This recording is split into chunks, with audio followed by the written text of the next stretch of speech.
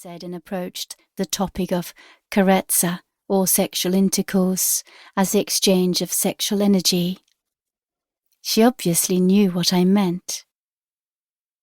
As she smiled slyly and wanted to know about my experiences on the matter, it put a dampener on the conversation, and I felt like a schoolboy for a moment, full of unrealistic fantasies and without a second of real-life experience.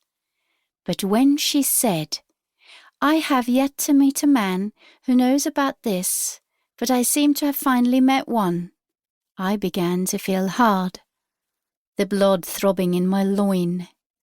My courage had definitely returned, and I thanked her for the compliment. I got up to pour some wine into our glasses. When I walked up to her, she put her hand on mine and said, "You wouldn't refuse if I asked?" "Not after such good service," I said, bowing down towards her and putting my arms around her slender body. I picked her off the chair and held her close to me, her crotch pressed against mine, as I carried her over to the couch on the other side of the table. Her dress disappeared as I removed every piece of clothing from my body. Once naked, we started to explore each other. We were both breathing more and more intensely. "Enter me now," she said.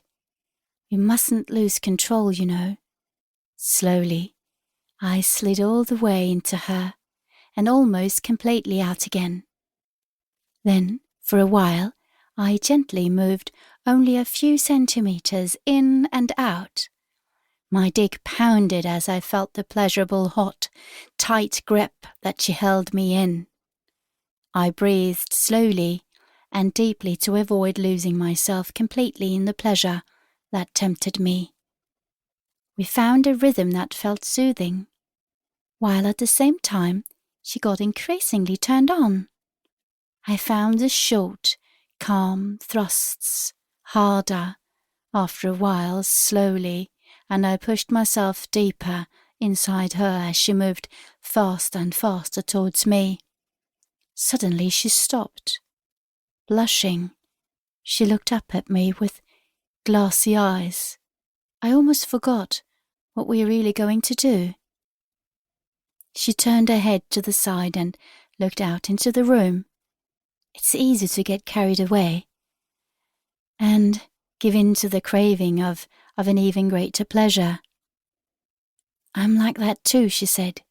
I had to admit that the thought of energy exchange and taking in turns to experience the most pleasure had been far from my mind.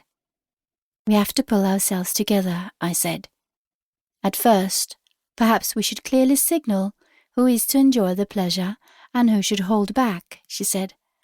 "Oh, I think it's my turn first, if that's all right." I'd continue as we'd been talking now, and I was moving even faster, thrusting deep inside her.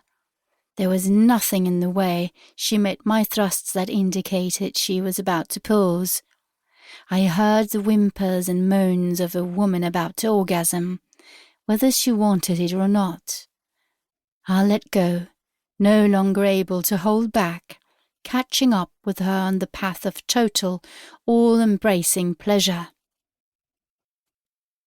During the days after we met, our intentions for long, calculating sex were soon forgotten. We no longer listened to reason.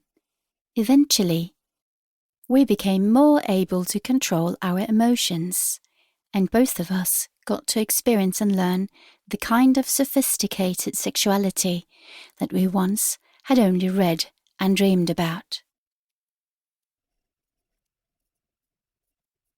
Here ends Tantric Pleasure. A Slightly Different Love Story by Lita, Muir and Romsdale. It only took a glance and a warm handshake for something to happen. However, it took many days before I realized exactly what had happened. I was at a party at my friend's